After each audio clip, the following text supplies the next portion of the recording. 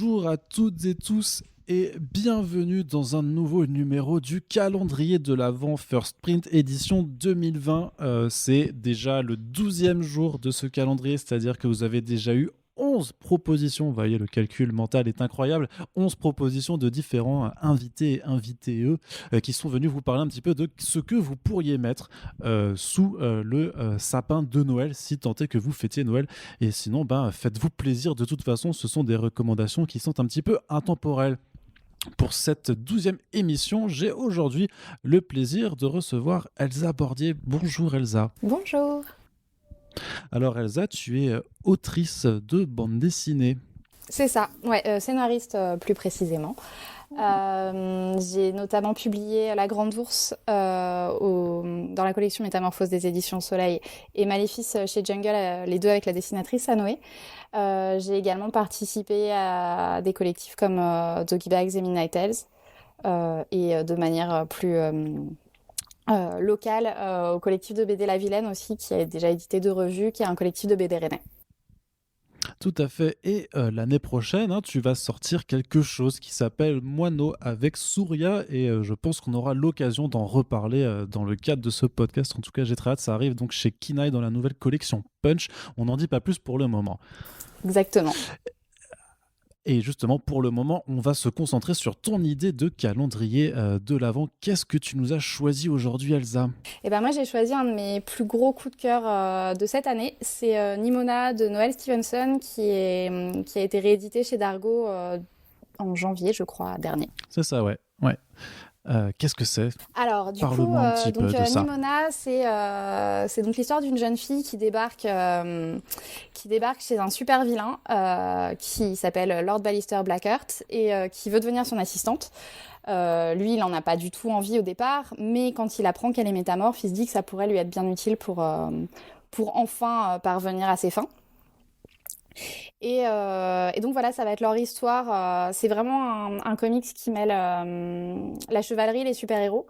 En fait, Noël Stevenson, moi je l'avais d'abord découverte avec Lumberjanes, qui est un collectif auquel elle participe et que j'avais absolument adoré. Et donc là, elle est toute seule. C'était d'abord un webcomics à la base et donc qui a été passé en comics et donc traduit en français également. C'est une histoire que j'ai trouvée... Enfin, il y a un premier vernis qui est vraiment très humoristique et donc c'est vraiment très drôle et très malin. Mais derrière, c'est aussi très touchant et très... Enfin, la réflexion derrière est beaucoup moins binaire qu'il y paraît, justement, tout cet univers de super méchants et de héros. Finalement, on se rend compte que peut-être que le bien et le mal, c'est pas si simple et que peut-être les super méchants, ils sont aussi là pour remettre en question l'ordre établi, qui n'est peut-être pas toujours le bon. Et voilà, j'ai vraiment, vraiment adoré du début à la fin. Ça a été ultra enthousiasmant en tant que lectrice, en tant qu'autrice aussi, parce que ça donne envie d'écrire des trucs aussi chouettes.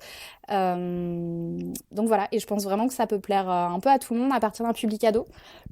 Vraiment le seul... Ouais, parce que j'allais te poser un petit peu la question parce que bon, le trait de Noël Stevenson, c'est des personnages justement, tu peux assimiler ça juste à une forme de BD un peu jeunesse, quoi. Enfin, Lumberjanes, c'est quand même vachement jeunesse. Là, est-ce que c'est un petit peu dans le même registre ou est-ce que c'est un peu donc c'est un peut-être public un un peu peu plus plus âgé ? grand. Lumberjanes, je pense que c'est vraiment jeunes ados. Enfin, moi j'adore et je pense que ça peut se lire aussi à l'âge adulte, mais que la cible, c'est peut-être les 10-14 ans. Nimona, c'est peut-être plutôt les, je sais pas, 14-20 ans, peut-être, je sais pas trop. Enfin, ça peut se lire avant, mais je trouve que il y a quand même beaucoup de... Enfin, je sais pas si ça peut vraiment intéresser des plus jeunes, en fait.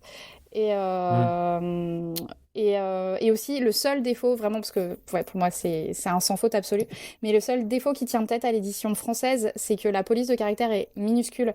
Et je trouve qu'au niveau du confort de lecture, c'est un peu... Enfin, c'est pas terrible. Et du coup, en plus, pour des plus jeunes, du coup, ça demande aussi de plus d'efforts dans la lecture. Donc, c'est vrai que je le conseillerais moins pour des plus jeunes là-dessus. Mais voilà, c'est vraiment le seul défaut auquel il faut pas s'arrêter parce qu'une fois qu'on est dedans, c'est juste trop bien.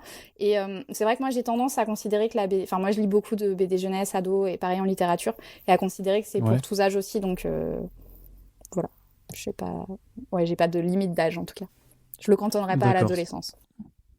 Est-ce que tu peux un peu nous parler un peu de cette façon dont elle reprend un peu les codes de l'heroic fantasy ou du super-héros là-dedans? C'est modernisé peut-être, Bah j'imagine. c'est en fait, Comment est-ce que tu le enfin prends? on a un peu, enfin je trouve ça assez fort. Enfin moi en tant que scénariste, forcément j'ai aussi une lecture un peu, enfin peut-être plus analytique, j'en sais rien, mais du coup je trouve Ouais, ça assez ah fort ouais, ouais. parce que elle va dans son écriture même, en fait, elle va reprendre les codes des deux, vraiment du comics de super-héros et en même temps du récit de chevalerie. Et elle les mixe de manière ultra naturelle. C'est quelque chose que jusque-là qui m'avait vraiment marqué qu'avec Karim Fria, qui est un auteur français publié chez Gallimard, qui a fait notamment Le Réveil du Zéphyr et La Flamme et l'Orage, si je dis pas de bêtises, et qui mixe des trucs qui ont l'air complètement improbables ensemble, enfin une littérature, enfin un côté très littéraire 19e avec des mechas, avec un côté très manga et tout, et ça marche super bien. Et je trouve qu'elle c'est un peu pareil, c'est en fait on va même plus vraiment pouvoir dissocier les ingrédients les uns des autres parce qu'en fait elle en fait son propre mélange, on sent qu'elle a vraiment tout consommé et refait son truc à sa sauce et apporté vraiment quelque chose, une énergie qui lui est propre et donc voilà, effectivement, tous ces trucs. Enfin, finalement, ces histoires de méchants et de héros, on les retrouve dans tous les récits d'aventure. Donc c'est assez classique. Mais elle va pousser les stéréotypes vraiment. Enfin voilà, le méchant, il a un bras. Je sais plus si c'est bionique ou quoi. Enfin bref, le héros, c'est un grand blond très beau. Super chevalier, magnifique, tout ça. Et en fait, voilà, elle va prendre tous ces stéréotypes à la base où on a l'impression d'avoir vu ça 1000 fois et elle amène un truc qui est vraiment juste à elle et qui nous surprend à chaque page aussi.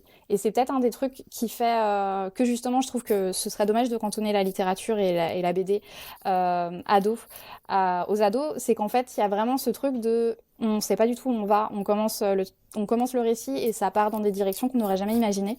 Et elle le fait vraiment à la perfection. Et justement, c'est la question que je vais te poser. Alors, c'est à qui ça s'adresse en termes de cadeaux? Parce que bon, tu l'as dit, c'est pour les ados, mais aussi pour tout le monde. Mais je veux dire, est-ce que ça, je vais l'offrir à ma cousine ou à ma soeur, ou à mon frère, à mon daron? Je sais pas. À qui ça t'adresse un Bah, peu? le cadeau parfait, je pense que c'est si vous avez une ado qui commence à s'éveiller au féminisme euh, dans, dans votre entourage, c'est vraiment parfait parce qu'effectivement, enfin voilà, c'est féministe, c'est comme Lumberjanes, on sent il y a un féminisme sous-jacent et ça c'est un peu queer aussi, et on sent qu'elle vient de toute cette mouvance-là et du coup c'est très chouette parce que c'est aussi, enfin voilà, je parlais des stéréotypes tout à l'heure, là c'est pareil au niveau représentation et tout, elle offre quand même des choses assez différentes et intéressantes. Donc la personne pour qui serait le cadeau parfait, ou elle serait une ado ou une jeune adulte qui est assez intéressée à la fois par la pop culture et par le féminisme. D'accord. Très bien. Bah écoute, Elsa, je te remercie pour cette présentation. Donc, Nimona, c'est édité chez Dargo. C'est vendu pour 20 € tout simplement. Et donc, ce sera peut-être à mettre sous un sapin ou alors à vous offrir pour vous-même si vous êtes intéressé pour découvrir cette bande dessinée. Elsa, je te remercie d'avoir participé à ce calendrier de l'Avent. Bah, merci à toi pour l'invitation.